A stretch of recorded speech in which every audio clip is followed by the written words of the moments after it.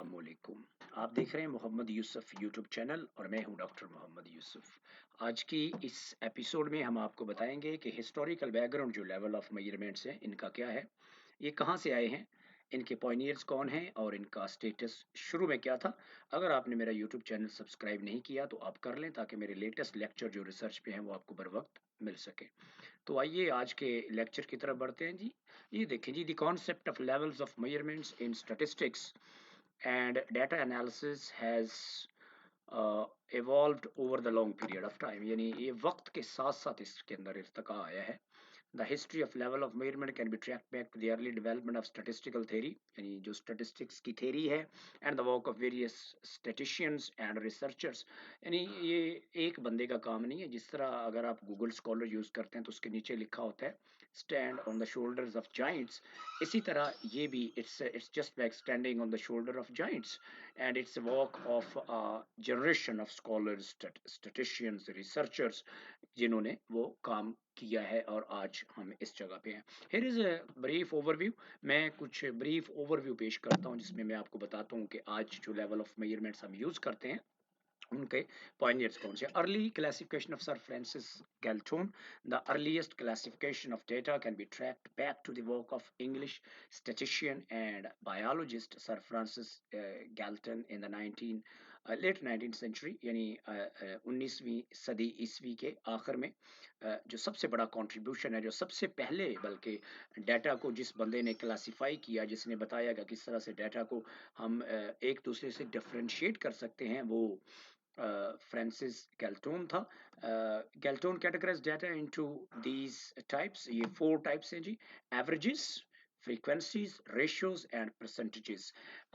गैल्टोन was the first person जिसने बताया कि हम जो हमारा डाटा है, जो लेवल्स ऑफ डाटा है, लेवल ऑफ मेजरमेंट है, हम उनकी एवरेजेस ले सकते हैं, हम उनकी फ्रीक्वेंसीज निकाल सकते हैं, हम उनका तनासुब निकाल सकते हैं, रेशियोज जिसे कहते हैं, एंड हम उनके परसेंटेजेस भी बता सकते हैं कि कौन सी कैटेगरी में कितनी परसेंटेज है। तो ये अर्ली एक डेवलपमेंट थी, ये इब्तदाई खाका था कि लेवल ऑफ मेजरमेंट जो है उसको 4 इन हिस्सों में डिवाइड किया गया, एवरेजेस में, फ्रीक्वेंसीज में, रेशियोज में एंड परसेंटेजेस में।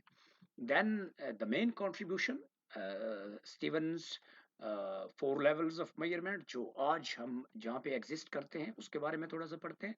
The American psychologist Stanley Smith Stevens proposed a framework that expanded on Galton's categorization and introduced the 4 commonly organized levels of measurement.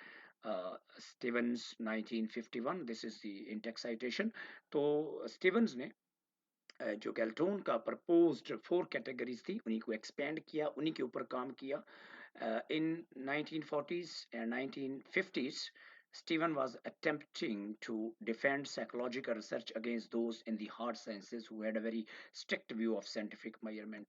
असल में इसका बैकग्राउंड ये है कि जो स्टीवंस था, यानी 1940 में और 1950 में जब अमेरिका के अंदर सोशल साइंसेज में रेवोल्यूशन आ रहा था, specially in psychology, psychological research, तो उस वक्त ये I mean he was fighting against the natural scientist, यानी जो फिजिक्स, केमिस्ट्री, बायोलॉजी, मैथमेटिक्स के रिसर्चर्स थे, साइंटिस्ट थे। उनकी डाटा मेजरमेंट का बड़ा रिस्ट्रिक्टिव व्यू है, वो वेट को ग्राम्स में मेजर करते हैं एंड ज़रा टेम्परेचर को जो है वो I mean in Fahrenheit scale और केल्विन और in even centigrade. So they have a very restricted view. But Stanley जो था, स्टैनली स्मिथ स्टीवन, उसका he was trying to make psychology respectable, he was walking that and he was telling and he was preaching and he was teaching that psychology is as respectable, or in other words social sciences उतनी ही मोहतबर हैं, उतनी ही important है, उतनी ही आम है जितनी natural sciences हैं। Stevens spent much of his distinguished professional career developing measurement scales for the field of psychophysics and made important contribution. So he was the guy who made very important contribution to the social sciences research as well as psychophysics. So his major contribution was in psychology, of course, but psychology was the pioneer in social sciences the oldest discipline. That's why जो psychology के अंदर development हुई वो फिर हमने देखा बाद में एजुकेशन, मीडिया और बाकी फील्ड के अंदर जो है वो डेवलपमेंट हुई। तो बुनियादी तौर पे ये बैकग्राउंड था स्टीवंस का कि वो सोशल साइंसेस की मेजरमेंट पे काम कर रहा था। तो स्टीवंस ने सोशल साइंसेस की मेजरमेंट को इन 4 हिस्सों में डिवाइड किया: नॉमिनल, ऑर्डिनल, इंटरवल और रेशो। ये क्या होते हैं? नॉमिनल लेवल क्या होता है, ऑर्डिनल लेवल क्या होता है, इंटरवल लेवल क्या होता है, रेशो लेवल क्या होता है। अगर आप इसके बारे में जानना चाहते हैं तो इन पे मेरे लेक्चर्स लेवल्स ऑफ मेजरमेंट की प्लेलिस्ट के अंदर ऑलरेडी मौजूद हैं। आप इनको वहाँ से इनके बारे में जो है अपने नॉलेज को अपडेट कर सकते हैं, क्लैरिटी हासिल कर सकते हैं। ये जी वो लेवल है: नॉमिनल, ऑर्डिनल, इंटरवल, रेशो। मैंने थोड़ा सा ब्रीफ उनका इंट्रोडक्शन डाला है। एट्रीब्यूट्स आर ओनली नेम्ड, यानी वीकेस्ट फॉर्म ऑफ मेजरमेंट है। और जहाँ हम चीज़ों को सिर्फ नाम देते हैं, एट्रीब्यूट्स कैन बी ऑर्डर्ड, फिर वो नाम जो है उनको ऑर्डर किया जाता है, रैंक किया जाता है। फिर उन ऑर्डर्स के दरमियान जो डिस्टेंस होता है वो मीनिंगफुल होता है, मतलब वो इक्विवेलेंट होता है, इक्वल होता है। एंड देन रेशियो फिर जो जीरो होता है वो एब्सोल्यूट होता है, उसकी एक्चुअल वैल्यू होती है। Later developments since Stevens' work, there has been discussion and refinement to the concept of level of measurement. Some researchers have suggested additional levels such as categorical or discrete for nominal and ordinal data. So जो कुछ researcher है वो categorical या discrete जो है उसका label use करते हैं, किसके लिए? नॉमिनल और ऑर्डिनल के लिए। कुछ जो है कंटिन्यूस फॉर इंटरवल रेशो के लिए यूज करते हैं। अगली स्लाइड में मैं आपको थोड़ा सा एक्सप्लेन कर देता हूँ कि इसका मतलब क्या है। सो ये दो और स्कीम्स हैं डाटा को कैटेगराइज करने की, डाटा को तकसीम करने की। कैटेगोरिकल है या डिस्क्रीट है, जो नॉमिनल और ऑर्डिनल दोनों को कवर करता है। और दूसरा कंटिन्यूस डेटा है जो इंटरवल और रेशो दोनों को कवर करता है। सो हम सिंप्लीफाई भी कर सकते हैं। This is a simplified version of the 4 levels of measurement into the 2 levels of measurement. These variations reflect different perspective on the nature of data measurement and its implication for statistical analysis. तो ये एक और view है, यानी different scholars have presented different views, different perspectives on the level of measurement. So this is another third level, third perspective.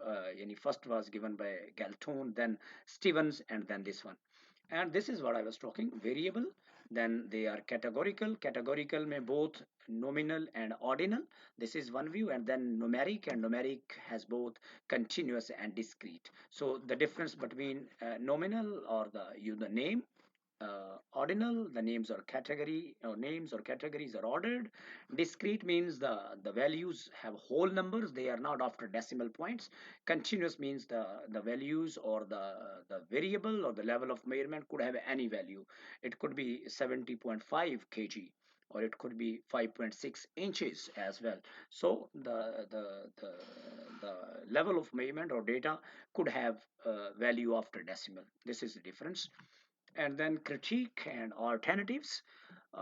While the concept of level of measurement has been widely used, it has also received criticism. इस पे काफ़ी तनकीद भी होती है। कुछ जो researchers हैं वो ये आर्ग्यू करते हैं कि ये लेवल ऑफ मेजरमेंट जो हैं 4, यानी नॉमिनल, ऑर्डिनल, इंटरवल और रेशो, और जो अभी भी हमने कैटेगोरिकल और न्यूमेरिक देखे, इनके अंदर जो बाउंड्रीज हैं वो ज़्यादा वाजे नहीं है, क्लियर कट नहीं है। एंड द क्लासिफिकेशन में not capture the full complexity of data, और उसके अंदर जो है वो ओवरलैप्स हैं, पूरी कम्प्लेक्सिटी को कवर नहीं करते डाटा के ये जो लेवल्स हमने पढ़े हैं। Howell 2014 noted that there is no consensus agreement concerning the scale of measurement.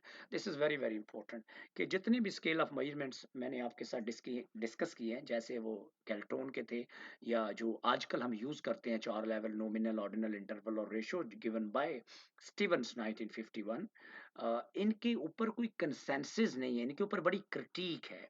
It is up to you as a researcher to make a best decision about the nature of data. Page number 23। तो इसका मतलब है कि data का level कौन सा है, ये रिसर्चर पे डिपेंड करता है कि रिसर्चर उसको कैसे डिफाइन करता है। इसकी मैंने बड़ी खूबसूरत एक एग्जांपल दी थी एजुकेशन की। देखें, अगर हम एजुकेशन के बारे में कहें कि ये कौन सा लेवल ऑफ डाटा है, तो ये ऑर्डिनल भी हो सकता है, ये इंटरवल भी हो सकता है। अब आप कहेंगे ये कैसे? तो ये देखें पॉइंट कि ये रिसर्चर पे डिपेंड करता है कि वो इसको कैसे डिफाइन करता है। मैं इसकी थोड़ी सी वजाहत कर देता हूँ। अगर आप एजुकेशन में 4 कैटेगरीज लेते हैं, आप कहते हैं inter, matric, inter, BS honours and then masters. ये देखें 4 कैटेगरीज हैं।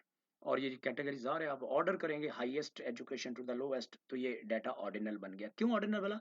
क्योंकि इनके दरमियान जो इंटरवल है वो इक्वल नहीं है। मैट्रिक 2 साल में किया जाता है पाकिस्तान में, इंटर 2 साल का है, बीएस 4 साल का है और मास्टर 2 साल का है। तो इसका मतलब है दो दो दो इक्वल था। लेकिन जब 4 साल अपने ऐड किया तो ये जो कैटेगरीज के दरमियान डिस्टेंस है वो नॉन इक्विवेलेंट बन गया, वो इक्वल नहीं रहा, इसलिए ये ऑर्डिनल है। लेकिन अगर मैं यहाँ से बीएस ऑनर रिमूव कर दूं और मैं डाटा को, एजुकेशन को मैयर करूं कि मैट्रिक, इंटर और मास्टर्स, तो ये डाटा इंटरवल डाटा बन गया, क्योंकि जो कैटेगरीज के दरमियान डिस्टेंस है वो इक्वल हो गया, इक्विवेलेंट हो गया, 2 years 2 years and 2 years. That's why ये हॉवल ने बहुत खूबसूरत बात लिखी है कि कोई एग्रीमेंट नहीं है लेवल ऑफ मेजरमेंट पे। ये डिपेंड करता है कि आप अपने वेरिएबल्स को मैयर कैसे करते हैं, डाटा की नेचर का आप तयन करते हैं, आप डिसाइड करते हैं कि आप कैसे मैयर कर रहे हैं। और ये जो आप डिसीजन करते हैं ये अल्टीमेटली इस बात का तयन करता है, मैं नीचे जाके आपको बताता हूँ कि एनालिसिस कैसे होगा। Alternative framework such as measurement theory और स्केल टाइप्स। अब मेजरमेंट थ्योरी क्या है? Is the thought process and interrelated body of knowledge that form the basics of valid measurements. Krebs 1987. Measurement theory of course deals with the measurements, how we measure the variables, how we measure different quantities. So if we want to know more, you can read Krebs 1987 for more clarity and details. It has been proposed to address these limitations and provides a more better understanding of the measurement. And then it's important to note that this is very very important, ye point. It is important to note that the concept of level of measurement is a framework that helps guide the selection of appropriate statistical techniques based on the characteristics of the data. It's not fixed or universally agreed. मैंने बात कर दी, मैंने education में आपको बताया कि उसको हम ऑर्डिनल के तौर पे भी ट्रीट कर सकते हैं और उसको हम इंटरवल के तौर पे भी ट्रीट कर सकते हैं। So there is no universally agreed upon categorisation but rather a tool to facilitate data analysis. So that's very important कि जो डाटा का लेवल आप डिसाइड करते हैं, जिस लेवल पे आप उसको मैयर करते हैं, वो इस बात का तयन करता है कि आप कौन सा टेस्ट लगाएंगे। यानी आपका डाटा का एनालिसिस कैसे करेंगे, उस पे आप कोरिलेशन के टेस्ट लगाएंगे, वो पैरामीट्रिक टेस्ट होंगे या नॉन पैरामीट्रिक टेस्ट होंगे। उस पे आप डिफरेंस के टेस्ट लगाएंगे, वो टू मीन्स के टेस्ट होंगे, वो मोर देन टू मीन्स के टेस्ट होंगे। उनमें इंडिपेंडेंट वेरिएबल कैटेगोरिकल होगा या कंटिन्यूस होगा, और उनमें जो डिपेंडेंट वेरिएबल है वो कंटिन्यूस होगा, इंटरवल होगा, यानी रेशो होगा, दूसरे लफ्जों में इंटरवल होगा। इन दोनों को मिला के हम कंटिन्यूस कहते हैं। ऑर्डिनल होगा या कैटेगोरिकल होगा। तो बड़ी हद तक जो हम एनालिसिस करते हैं डेटा का, उसका तयन इस बात पे होता है कि डाटा का लेवल कौन सा है। That's why I always give emphasis and I put lot of emphasis. मैं अपने स्टूडेंट को ये एडवाइस करता हूँ, बिगिनर रिसर्चर भी जो मुझसे कंसल्ट करते हैं, मैं उन्हें एडवाइस करता हूँ कि लेवल ऑफ मेजरमेंट के बारे में आपकी क्लैरिटी होनी चाहिए कि आपका डाटा कौन सा नॉमिनल है और वो क्यों है, कौन सा ऑर्डिनल है वो क्यों है, कौन सा इंटरवल है उसकी क्या वजह है, और कौन सा रेशो है और उसके रेशो होने की वजूहत क्या हैं। जब आपको ये क्लैरिटी होगी तो then very easily you can choose और यू कैन डिसाइड कि आप कौन सा स्टैटिस्टिकल एनालिसिस का टेस्ट अपने डाटा पे, अपने थीसिस में, अपने रिसर्च पेपर में, अपनी रिपोर्ट में और अपनी असाइनमेंट के अंदर या टर्म पेपर के अंदर लगाएंगे। ये वो सोर्सेज हैं जो मैंने यूज़ किए हैं जी। स्टीवंस वो वाला देखें बुक चैप्टर है जिसमें उन्होंने 4 लेवल ऑफ मेजरमेंट दिए हैं, तो मैंने वही चैप्टर जो ओरिजिनल है वो आपके सामने रखा है जी। Steven S S Stanley Smith, इसका मतलब है 1951, mathematics measurement and psychophysics.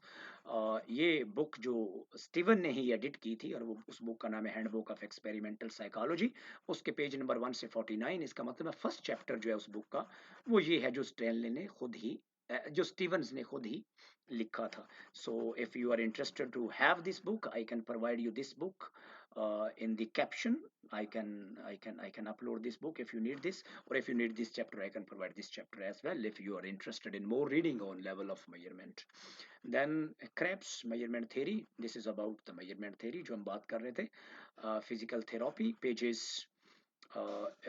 Volume 67, issue number 12, pages 1834 to 1839. And then of course this one, very important text, Howell 2014, Fundamental Statistics for Behavioral Sciences, 8th edition, pages 19 to 24. उम्मीद है आपको आज का lecture पसंद आएगा और आपकी लेवल्स ऑफ मेजरमेंट की हिस्ट्री क्या है ये कहाँ से आए हैं और आज जो हम 4 लेवल यूज़ करते हैं, इसकी बुनियादी वजूहात क्या हैं? आज हम यहाँ तक कैसे पहुँचे हैं? किसका ज़्यादा कंट्रीब्यूशन है? आपको समझ आएगी। अगर आपका कोई पॉइंट हो, कोई इश्यू हो, कोई सवाल हो, आप कमेंट्स बॉक्स में लिखें। I would love to rather answer all those queries, questions. Stay tuned.